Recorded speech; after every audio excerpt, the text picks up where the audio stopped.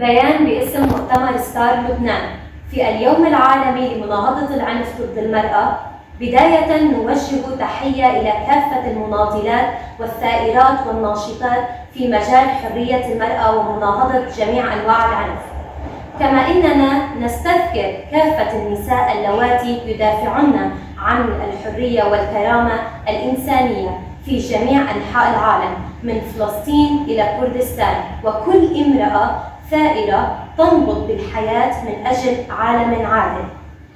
إن العنف الممنهج والممارس ضد النساء هو ناتج عن عقلية الأبوية التي تولد جميع أنواع العنف. السلطات في المنطقة بواسطة الذهنية الذكورية تشن حرباً مستهدفة منجزات وحقوق النساء، فكل الاستهدافات في كردستان والقضاء على الرياديات من قبل النظام الفاشي التركي بسبب خشية النظام من المرأة الحرة المنظمة والمقاومة.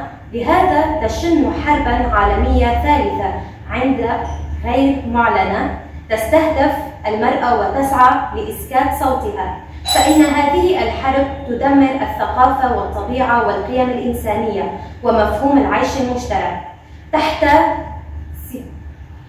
تحت شعار بفلسفة المرأة الحياة الحرية احمي ذاتك، نقف اليوم كمؤتمر ستار في بيروت مؤكدين على أهمية توحيد الشهود وتعزيز التضامن النسائي. فتحية لرفيقاتنا الشهيدات ولكل النساء الرائدات الثائرات.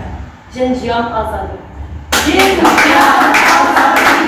جنجيان آزادي.